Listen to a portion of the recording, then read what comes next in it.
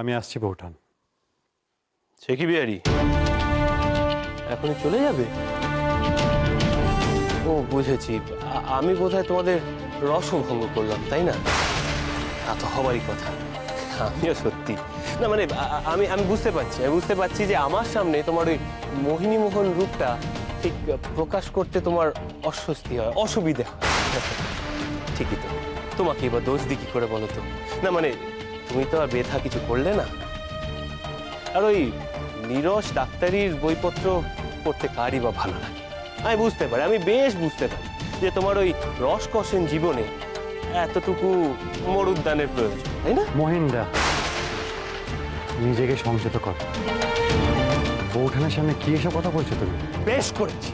বেশ করেছি বিহারি। হ্যাঁ, নিজেকে খুব চালাক মনে করো, তাই না? তুমি কি ভেবে কায়দা করে আমার ওই কলেজের ক্লাসে বসিয়ে রেখে নিজে বেরিয়ে পড়বে কাজের ছুতোয়? হ্যাঁ, এসে এখানে তুমি ফুর্তি করবে, তা আবার আমার ঘরে। আর কি ভাবো, তারপরেও সেটা দেখেও আমি তোমায় বসে বসে পুজো করবো? মহিন্দা, গলা নামিয়ে কথা বলো বিহারি, গলা নামিয়ে কথা বলো। আমি সব জানি। কি ভেবেছো আমি কিছু বুঝতে পারি না? বারবার কোনো না কোনো ছুতোয় এই বাড়িতে চলে আসা, বৈঠকখানা ছেড়ে সোজা অন্দরমহলে ঢুকে পড়া, এমনকি মা কাকিমার কাজ ফেলে আশা আর বিনোদিনীর মনোরঞ্জন করা, সব কিন্তু আমার চোখে পড়ছে। আর আমায় বাড়ি থেকে বের করার জন্য তুমি কলেজের দোহাই দিচ্ছিলে? হ্যাঁ, বড্ড কাঁচা হয়ে গেল বিহারি, তোমার পরিকল্পনাটা বড্ড কাঁচা হয়ে গেল। তুমি মনে হয় স্বপ্নেও ভাবতে পারোনি যে তুমি আমার কাছে এইভাবে ধরা পড়ে যাবে। হ্যাঁ এসেছি, পরিকল্পনা করেই আমি এসেছি। বিনোদিনীকে বঙ্কিমবাবুর নোবেল এনে দেব, এমনটাই পরিকল্পনা ছিল আমার। এটা বোধ করি তোমার বিশেষ ভালো লাগেনি, তাই না মহিন্দা? তোমার বাড়ি অতীত, তোমাকে অগ্রাহ্য করে আমার কাছ থেকে কিছু চাইবে, সেটা তোমার কল্পনার অতীত, তাই তো? কিন্তু কেন চাইলো সেটা একবার নিজেকে জিজ্ঞেস কর মহিন্দা। বিহারি, তুমি কিন্তু নিজের মাত্রা ছাড়িয়ে যাচ্ছ এবার। সেটা ছাড়াতে তুমি বাধ্য করেছো মহিন্দা। আজকে তোমার বাড়ি অতিথি কোনো বিষয়ে তোমার উপর নির্ভর করতে পারছে না, করছে আমার উপর। কারণ তুমি নিজেকে প্রমাণ করতে পারোনি, সেই জায়গা তৈরি করতে পারো না। কাজেই সেই দায় আমার নয়। যাকে তোমার বহুদিন অভ্যেস নেই, কাজে কলেজ টলেজ করে তুমি আজ ক্লান্ত, তাই এ বিষয়ে বেশি কথা বাড়াতে চাই না। তুমি বিশ্রাম নাও, আমি আসছি।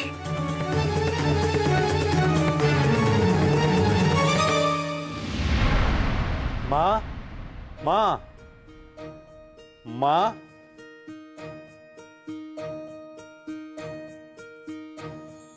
মা কোথায় বলতে পারেন? উনি মহেন্দ্রবাবুর জলখাবারের ব্যবস্থা করতে গেলেন, আপনি অপেক্ষা করুন, এক্ষুনি এসে। না না, ঠিক আছে, তেমন কোনো জরুরি নয়। বলবেন আমি এসেছিলাম।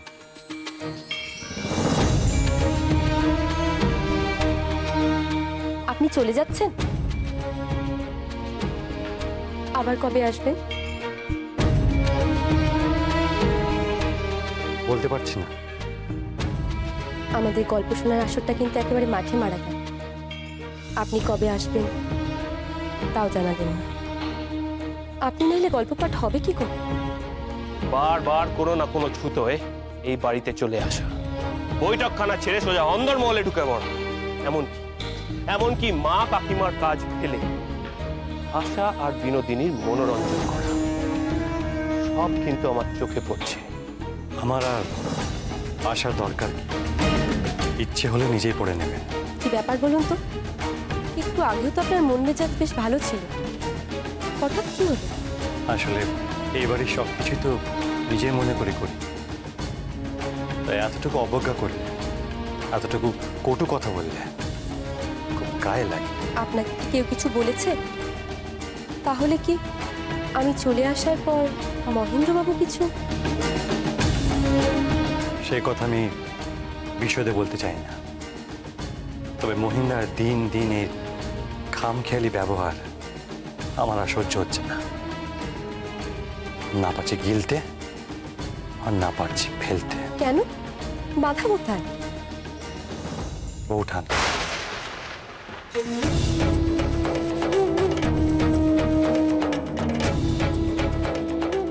হ্যাঁ বৌঠান, অসহায় বৌঠান মহিন্দার খামখেয়ালি পনার চাপে জের পার। আমি সবসময় বৌঠানের জন্য দুশ্চিন্তায় থাকি। আমি বহুবার চেষ্টা করেছি এখানে আমি আসবো না, কিন্তু তার অসহায় মুখ আমাকে আমাকে বারবার তাড়িয়ে নিয়ে আসে। আর যদি আপনার বৌঠানি বাড়িতে না থাকতো তাহলে বুঝি আপনি আসতেন না?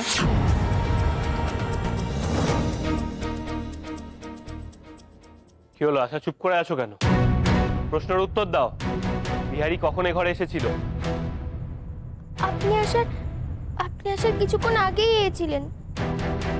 আর বিনোদিনী? বিনোদিনী আর বিহারি কি একসঙ্গে এ ঘরে এসেছিল?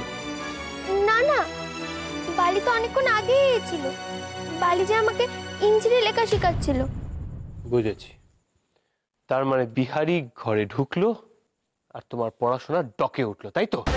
তারপর তিনজনে মিলে এই ফাঁকা ঘরে মৎসব শুরু করে দিলে। এ আপনি কেমন দ্বারা কথা কইছেন? আমরা তো কিছুই করছিলাম না। বেহারি ঠাকুরপো আমাদেরকে বই পড়ে শোনাচ্ছিলেন, আর আমি আর বালি শুনছিলাম। আমরাই তো বললাম বেহারি ঠাকুরপোকে বই পড়ে শোনাতে।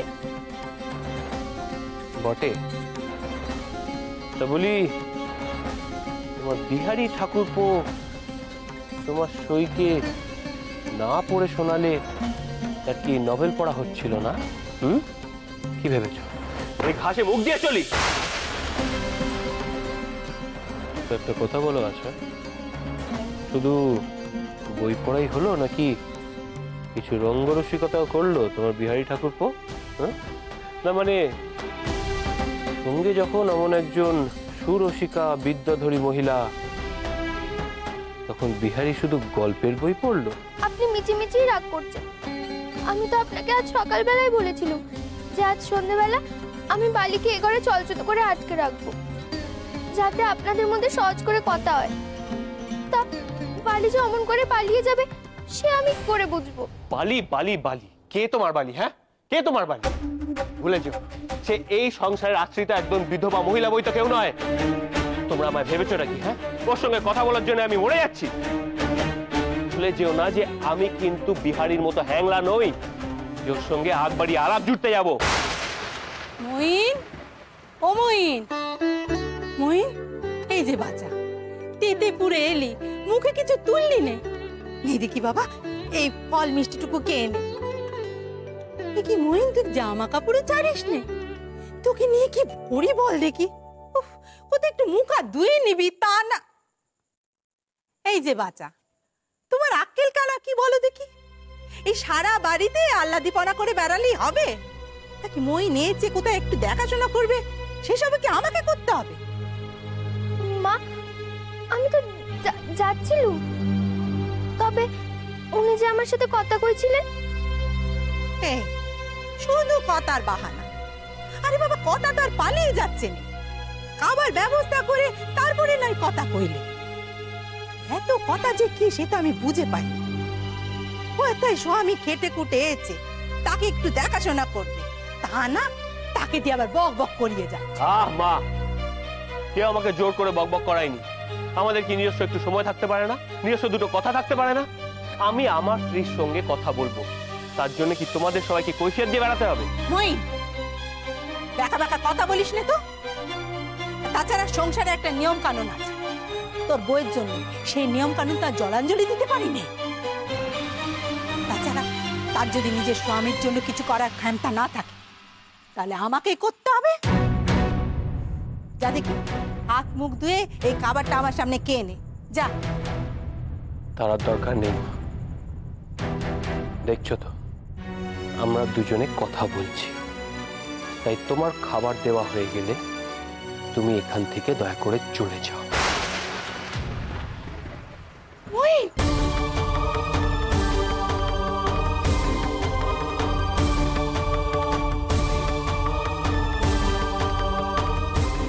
আমার আমার আমার কথাগুলো ভুল বুঝবেন না। আমি অসহায়, অবলা, দুর্বল মহিলাদের প্রয়োজনে সবসময় প্রস্তুত থাকি। শুধু বৌঠান কেন, মা কাকিমা যদি আমাকে ডেকে পাঠায়, আমি একবার নয় 1000 বার আসব। আর বৌঠান, সে বড্ড সরল, বড্ড অসহায়। এ বাড়িতে আসার পর থেকে তাকে কারণে অকারণে বারবার হেনস্থা হতে হয়েছে, কখনো গুণ নিয়ে, কখনো বা রূপ নিয়ে। আমার যতটা সাধ্য আমি প্রতিবাদ করেছি। আর আগামী দিনে যদি তাকে কেউ আবার অসম্মান করে, আমি আবার প্রতিবাদ করব।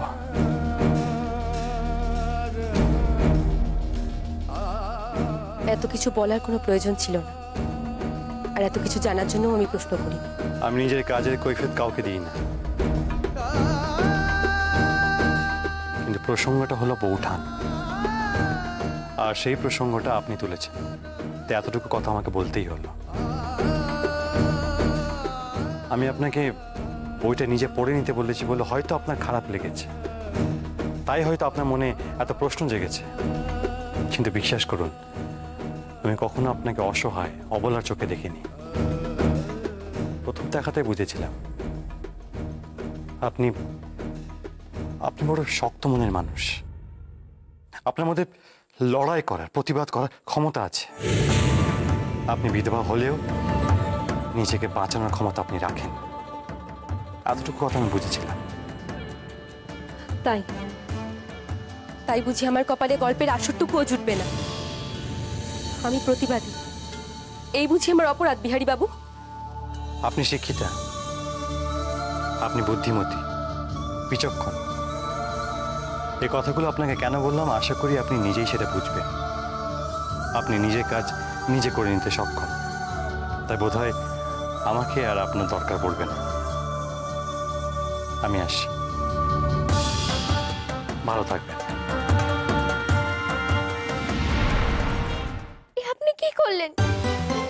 মাকে কি কেউ এমন কথা বলে? মা কবারই বা এ ঘরে আসেন? আপনি বলুন তো, মা কতটা দুঃখ পেলেন? মায়ের চেয়ে বড় যে আর কিচ্ছু হয়নি।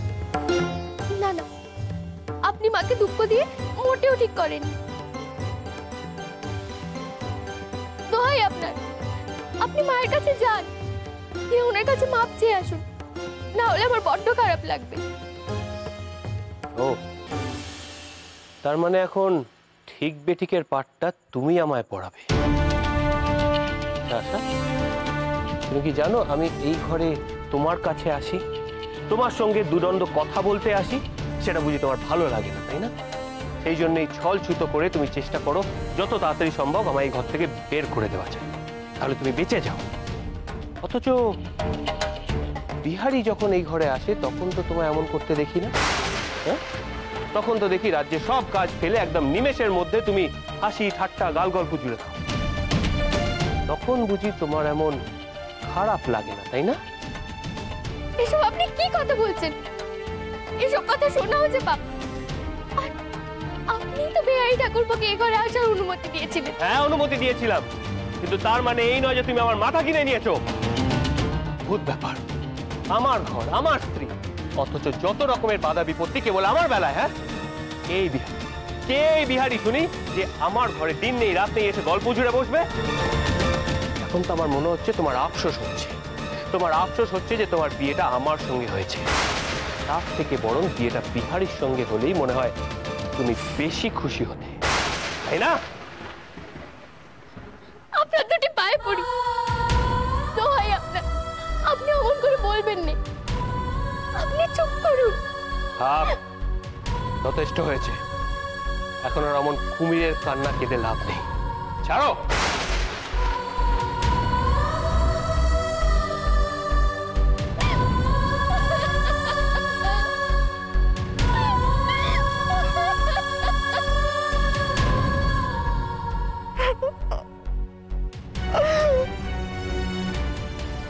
মা, কি হয়েছে তোমার? আর চোখ আমার লাল কেন? কি হয়েছে বলো মা? হয়নি আবার, আমাকে চোখে বোধহয় কিছু পড়েছে। মা, এই তুমি আমার মেয়ের জায়গা দিয়েছো? নিজের কষ্টটাও দিয়ে তুমি আমায় বলবে না? সবার মতো তুমিও আমায় দূরে ঠেলে সরিয়ে দিচ্ছ।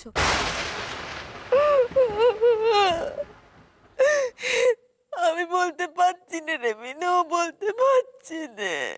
দোহাই তোমার মা, কি হয়েছে তুমি বলো।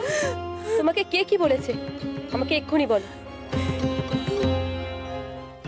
শত্রুরের জ্বালা যে বড় জ্বালা রে মা, তা যে বলাও যায় না আর সইতে পারাও যায় না। মইনের বাবা মারা যাবার পর থেকে মইনকে বুকে আগলে করে মানুষ করেছি, তাকে লেখাপড়া শিখিয়েছি, যা চেয়েছে যখন যা চেয়েছে তাই দিয়েছি। যে মইন তার মাকে চোখকে হারাতো, সেই মইন তার বইয়ের সামনে উঠতে বসতে আমারে কোটা দেয়, তার বইয়ের সামনে আমাকে অপমান করে রে মা। কি বলেছেন মহেন্দ্র বাবু? সারাদিন তেতে পড়ে ফেললে আমি তার জন্য জল খাবার নিয়ে গেছিলাম। কি মুখটাই করলে সে, আমি নাকি তাদের ঘরে ঢুকলে তাদের স্বামী স্ত্রীর কথা বলতে অসুবিধে হয়, তাদের নাকি অনেক কথা।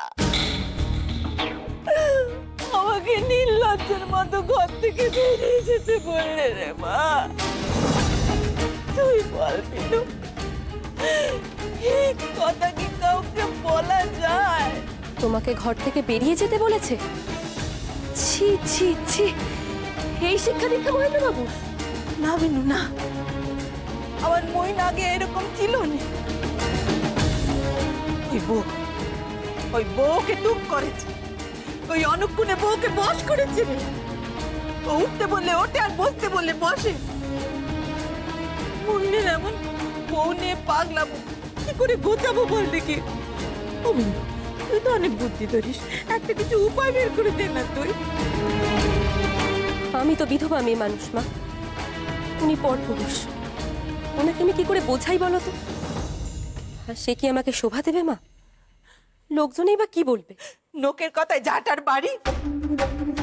আমি তোকে অনুমতি দিচ্ছি, মইনের উপর থেকে ওই অনেককে বইয়ের চাইতে দূর কর বিনু। ও বিনু, আমার মইনকে তুই বাঁচা মা, বাঁচা আমার মইনকে, বাঁচা। অনুমতি তো দিয়ে দিলেন, কিন্তু কাজটা কি ঠিক করবে? এরপর যখন বড় ঝড় আসবে তখন সামলাতে পারবে তো?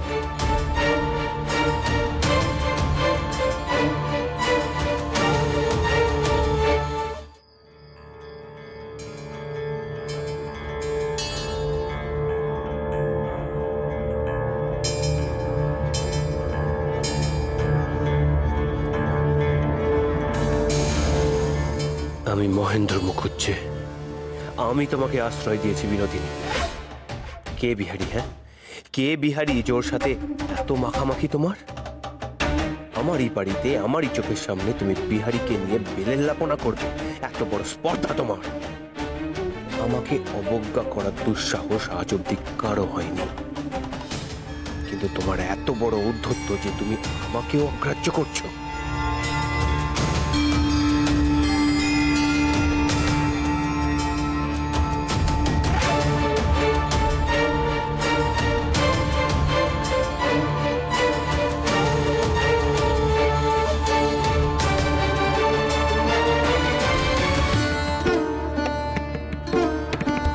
দাঁড়াও বিনোদিনী,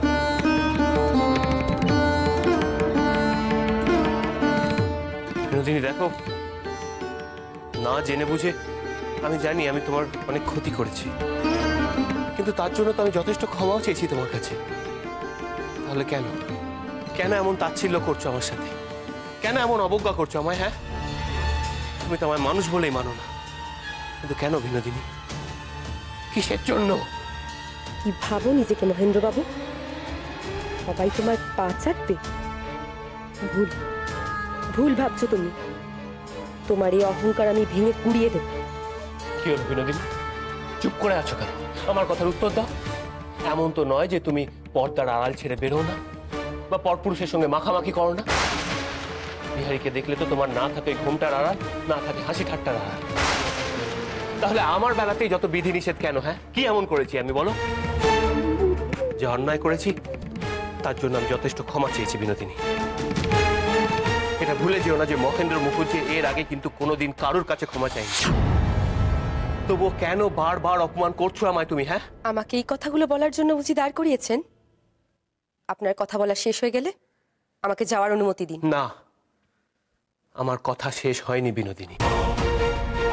তোমার বিপদের সময় যখন তোমার কেউ ছিল না, তখন কিন্তু আমি তোমায় আশ্রয় দিয়েছিলাম। কি ওই বিহারী? হ্যাঁ, কিসের এত ঘনিষ্ঠতা তোমার ওর সাথে?